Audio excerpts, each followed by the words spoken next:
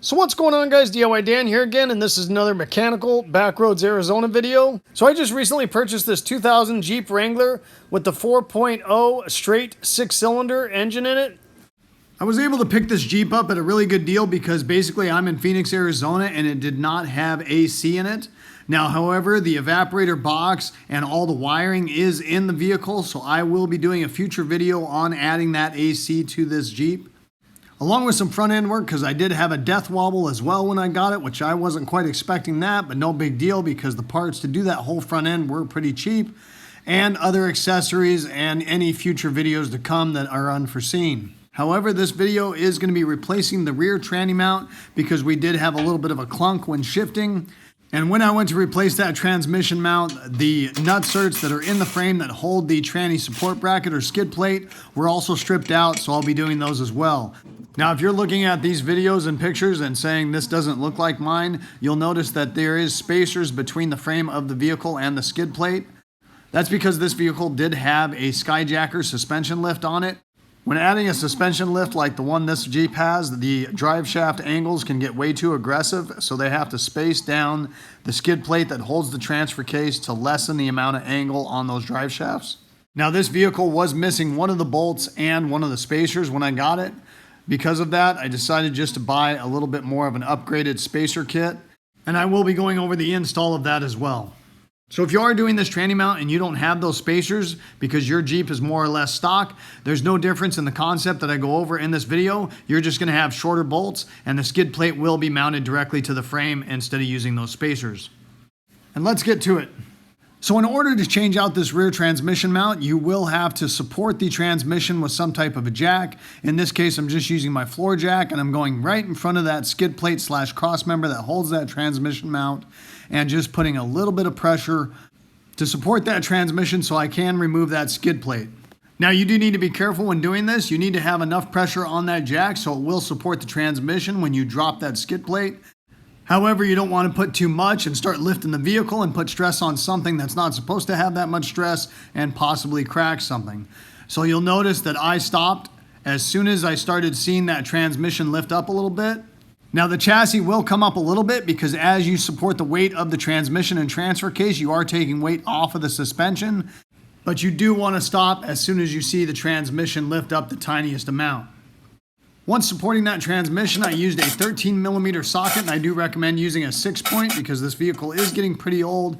And if it's done any off-roading especially, there might be a little bit of rust on those nuts, and you don't want to strip those out as you're trying to remove them. Once removing those 4 nuts, I did put a little bit more pressure on the jack to make sure that I saw the studs of the transmission mount lift up a little bit, telling me that I had full support of the transmission with the jack. Then, using my impact and a 19mm, I tried removing a couple of the bolts that held that skid plate to the frame of the vehicle.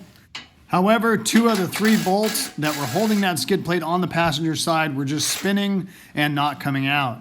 Now, as I mentioned earlier, I was missing 1 bolt and spacer out of the driver's side, and that's because somebody had already stripped out one of those nutserts that was in the frame, obviously on a previous repair. So I went ahead and removed the other 2, so it was only holding from the passenger side. So I am a mechanic by trade, and I've had a lot of similar situations like this happen to me. Sometimes if you leverage down or put downward force on that skid plate while you're unscrewing it with an impact, sometimes those will come out and break free in order for you to remove them. However, that didn't work for me this time. Now, because at this point I was a little frustrated with the fact that those were stripped out because I had just bought this Jeep and I wasn't expecting something like this, I decided to remove the transmission mount from the transmission so I could have a good look at it. So I made sure I ordered the correct one off of Amazon, and then while I was waiting for that part to come in, I figured I'd mess with those stripped out bolts on the skid plate. Now, it would have been nice to be able to use an impact to remove these. However, I didn't have the room, so I just used a 15mm socket on my ratchet in order to remove it. Now, because I couldn't get the transmission skid plate off at this time, I did take another jack stand and just put it under the drive shaft towards the rear of the vehicle. I didn't actually have any pressure on that jack stand. I just had it right underneath it. As a safety precaution, in case for any reason that jack slipped, it was there to catch that tranny so my arms couldn't possibly get pinched between the transfer case, transmission, and the skid plate that was hanging there. Right here is a little better look at how worn out that transmission mount actually was. You can see that the rubber is completely broken away from the metal part of the bracket. So here is the transmission mount that I ended up getting off of Amazon, and the link to this transmission mount will be in my description of this video. I did look at quite a few, and this one just looked like it was made the best out of the ones that I saw. Now obviously only time will tell as far as that goes, but it is the one I ended up getting.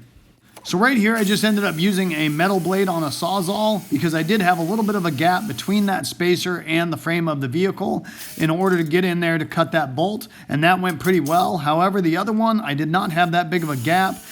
So not only did I have to cut the bolt, but I had to cut the spacer as well, and I completely dulled out my blade because these spacers are made out of some pretty hard material.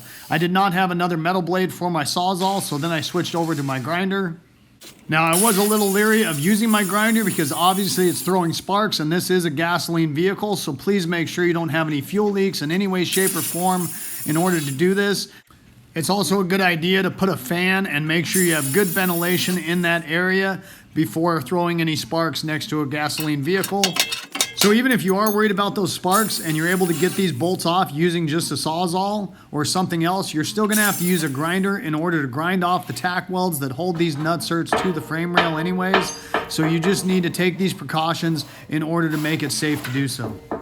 And that skid plate does have a little bit of weight to it, not that bad, but you do want to be prepared for that, especially if you're having to cut off those last couple bolts. And since I did have to replace those nutserts, I did put a jack stand right under where the transmission mount actually anchors to the transmission in order to hold it, so I wasn't just relying on the jack while I was doing this. So here's a good look at one of those bolts that I had to grind off, and you can see there's pretty much no threads in there because I'm just able to push it up and down. So here's a better look at the tack welds that I was talking about that held these nutserts to the frame of the vehicle, and you will have to remove those in order to get these nutserts out to put the new ones in. So there are different kits to replace these nutserts on Amazon, and some of them go to the OEM specific size hole, which is 5/8. However, I ended up getting ones that went in an 11/16 hole because I didn't know if these were going to be a little bit worn out or wallered out. So that is something you need to pay attention to in the description. If you are going to get these off of Amazon, is whether you want to try to go back to the factory original. You will have to drill these out either way. So instead of drilling them out to a 5/8, I just got an 11/16 drill bit, drilled them out a little bigger to ensure I had a nice tight hole for these new inserts to go into. And even though this kit only said it was good for 2003 to I think 2006, it worked fine on my 2000 Jeep TJ. Now I actually had this 11/16 drill bit. However, if you need to buy one, make sure you get one made from metal and make sure it's a good high-speed drill bit. When drilling something out in metal like this, I like to start out with high pressure and low speed to get as much of that material out as possible. And when I say high pressure, I'm actually leveraging my elbow against the ground to help force that drill bit up into that hole. You also want to use some type of a lubricant to help cool that drill bit so it doesn't burn up. I just had some grease on a paper towel underneath me, and every once in a while I would dip the end of that drill bit in that grease and then go ahead and keep drilling. Once you think you're almost to the end of drilling that hole, you want to lighten up your pressure and go with higher speed. This will prevent you from grabbing too much material and pulling the drill into the frame like I did right here. This was a slight miscalculation on my behalf of when to go from low speed, high pressure to high speed, low pressure. Once drilling out that nutsert, then I went ahead and used my grinder to grind off those tack welds on each side of that nutsert. Now while doing this, obviously you need to be careful that you don't damage the frame. So you just want to do little by little, and you don't have to grind it off completely because once you weaken it enough, those tack welds will snap off, and obviously you got to be really careful that you don't damage the integrity of that frame at all while you're trying to do this. You want to make sure you grind the tack welds off of the nutserts after you drill the hole, because what you don't want to have happen is as you're drilling that hole, those tack welds break, and then you've got that nutsert spinning around in the frame, and you won't be able to get the drill to drill them out because it will be spinning with the drill bit. Once grinding down the tack welds to weaken them, I used a 3-pound sledge and a large chisel to snap off the head of that nutsert from the frame rail. So since this one didn't snap right off, I didn't grind quite enough of the material off of that tack weld to weaken it enough. However, I was able to get it to pop off. It just took a little extra effort with that sledge. This is actually one of the first 2 of these nutserts that I actually did. and I just didn't want to get too close to that frame rail and damage it. Once I got the feel of doing a couple, I was able to grind down that tack weld usually pretty accurately, so it popped right off. Now you'd think the easiest way to do these would just to be drill them all out, then go ahead and grind all the tabs off of all of them, and then snap them all off, and then go ahead and put the nutserts in. However, I didn't do that. I did one at a time. The main reason for this is by drilling one out and then go ahead and putting the insert in that one, that gave that drill bit more time to cool down between each hole, and it really didn't slow me down that much. Real quick, this is the kit that I purchased off of Amazon to do the repair on these, and it actually worked a lot better than I thought it would. One of the main reasons it went so smooth and I was so impressed with this kit probably is because I did have a 19mm ratcheting wrench. Instead of using 2 regular wrenches, this made this go a lot faster, and if I was going to do this again and I didn't have that wrench, I would probably buy one. So here's how you're going to want to set that installation tool up. You're going to have the bolt, you put the nut on first, then the washer, and then the bearing. And then you're going to go ahead and thread the nutsert onto the bottom of that bolt. Then I put my 19mm ratcheting wrench where it was in the tightening position and put it over the nut. Sometimes I would have to move the nut a little bit to get it past the head of the bolt, but that was no big deal. The cool thing about doing it this way with the ratcheting wrench is you can actually hold that whole nutsert assembly up and put pressure on it to push it into the frame. Then go ahead and grab a regular 19mm wrench and hold the bolt and go ahead and tighten down that ratcheting wrench. This compresses that nutsert and wedges it between the inside of the frame and the outside to hold it tight. I tightened that nutsert down as much as I could with that ratcheting wrench because in this case we're using the cinch of that nutsert to hold it tight, whereas in the factory ones it was using those tack welds to assist in that. So I didn't want it spinning while I was trying to tighten down the skid plate. Here's a final look at that nutsert and how much it compressed, and I feel pretty confident in that, and there's no reason to go ahead and tack weld these in like the factory ones were. And as long as you can get the bolts to tighten down the first time, the more they tighten down, the tighter that nutsert is going to be in the frame. When I had the skid plate down, I did use some undercoating by 3M in order to paint the frame to protect it and make it look better. This is by far the best undercoating material I've ever used. However, I did pay almost $30 a can for it. So you'll notice I didn't grind down the entire tack weld that was holding those original nutserts in place. The main reason for this is I didn't want to risk damaging the frame by cutting or grinding too deep into it. And the nutsert itself already has a raised lip on it, so I wasn't restricting the skid plate tightening down to the frame any more than the nutsert would be. If you decide to grind down those tack welds more than what I did, that's fine. Just be really careful you don't weaken the frame by going into it too much. So right here I just jacked up the tranny just a little bit so I could remove my jack stand that I was using for safety reasons while I was doing those nutserts. Once the jack stand was out of the way, I went ahead and put the transmission mount up in place and started the nuts. This transmission mount is not directional, so as long as it fits up there, you're good to go. And once I got all those nuts started, I went ahead and tightened it down with my 3/8 impact. Once tightening all those down, I did grab a couple jack stands, and I figured that could help hold the skid plate up there a little bit while I tried to get the bolt started. Another floor jack would have been nice, but that was holding the weight of the transmission, so I couldn't use that. Once I had the weight of the skid plate kind of balanced on those 2 jack stands, I did start the transmission mount nuts first. So they would hold the weight of the skid plate so I could get the jack stands out of the way. However, I did not tighten those down fully because those holes are slotted in the skid plate, and by not tightening them down, it made it so I could move it around to help line up the bolts from the skid plate to the frame. Now, as I mentioned earlier, this did have spacers because of the suspension lift that this vehicle came with when I got it. So I did have to replace that spacer kit because of the fact that I was missing one of the spacers and bolts. Now, this spacer kit was 2 rectangular tube bars instead of just spacers, which I did like the concept of that better. That's why I got it. It did come with some plastic end caps that just kind of snap into the ends. With this application, I didn't feel those plastic end caps were going to stay in there on their own, so I just added a little extra black silicone that I had to those before popping them in place, hoping that that will help hold them in better and not come off in the future.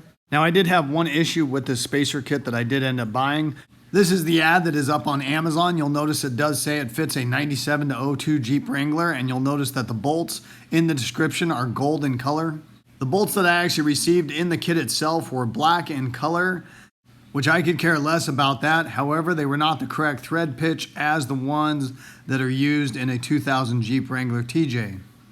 The ones that I received with the kit were actually a 1/2 inch coarse thread bolt. You'll notice these lines on the head of the bolt. That is designating a standard thread, and the different amount of lines designates the hardness of that bolt or the grade of that bolt. The more lines that are on a standard bolt, the stronger the bolt is. So the one with 3 lines is a grade 5 for general purpose. A bolt that has 6 lines on it is a grade 8 bolt and is a lot higher strength for more demanding applications. Now in the case of metric, there's just numbers on the bolt representing the strength, and the higher the number, the stronger the bolt is. The designation on the head of the bolt of 10.9 is equivalent to a high strength grade 8 standard bolt, which is what came OEM on this Jeep. And the thread pitch of those OEM bolts was an M12 by 1.75, which matches the nutsert kit that I bought off of Amazon. Now, because of the fact that I had 2 bolts that I had to cut off of the skid plate, and I also had one that was missing, and I couldn't use the ones that came in the kit because obviously they were the wrong thread pitch, I ended up going to Ace Hardware and buying 3 M12 by 1.75 thread pitch with a designation of 10.9, which is equivalent to a high strength grade 8 bolt, to replace the one that was missing and the 2 that I had to cut off. So I don't know whether they just mispackaged it by accident or what happened with that, but that could have been a very bad situation. Right here's a clip when I actually didn't notice that at first, and I tried installing them. Because I ordered these for the application, I didn't even think to check the head of the bolt at first, and I went to start tightening them down, noticed they were too tight, went ahead and removed them, and that's when I realized if I would have went to tighten those down, it could have easily messed up those brand new nutserts that I installed, and I would have had to gone through this whole process again. Now the skid plate is different lengths from side to side, so when putting the spacers in, you need to pay attention to that. And there is also different spacing on the bolts as well, so just make sure you line those up correctly when putting them up in place. Now because somebody had been having a good time with this Jeep, when I pulled this skid plate down, it was bent and twisted a little bit. So I just put it on the concrete floor, smacked it around a little bit to get it as close back to original as possible. And that was a little deceiving, and why I didn't catch those bolts being the wrong thread pitch at first, because I thought I was just fighting the friction of the skid plate being a little tweaked and not quite lining up properly versus the threads not being correct. Now, if you're fighting a little bit of that same situation as I was as far as the skid plate being tweaked, an alignment tool or heel bar with a point is one of the best tools you can use in order to get those holes to line up correctly. You can stick the point of that heel bar in one of the holes that you're not trying to get the bolt started in order to leverage the skid plate over in order for you to get another one of the bolts started. Once that bolt was started, I did tighten it down while still holding leverage with that heel bar, so it held that hole lined up. Once tightening that down, I was able to put the other bolt in and get it started because it was held in place by tightening the first one. Now, as a general rule, it's always a good idea to get all of the bolts started before tightening any of them down. That way you still have that wiggle room to shift things around so you can get the other ones started. But there's always exception to that rule, as I showed you in the previous clip, where I had to tighten the one down in order to hold it in place to get the other one started. Not to mention the fact that I actually only had 3 bolts to put in this skid plate at first because I couldn't use the ones that came with the spacer kit, obviously, and I was missing the one that was missing already and the 2 that I had to cut off. So I just put 2 on the one side to start with and 1 on the other until I was able to get to Ace and get those other ones to put in place. Once I had all of the bolts in from the skid plate to the frame, I did tighten those all down using my 3/8 impact. Then I lowered the pressure on the jack to let that tranny sit on that skid plate, and then went ahead and tightened the 4 nuts down that held that tranny mount to the skid plate using my 3/8 impact. So that is going to wrap it up for this video, guys. There'll be plenty of videos to come about this Jeep in the future on my channel. So if you did enjoy this video, please hit that like button and subscribe to my channel if you haven't already. I'd really appreciate it. The whole concept of my channel is to give you guys the most information in the least amount of time as possible so I don't waste your time. And I hope to see you next time. Have a good one. Later.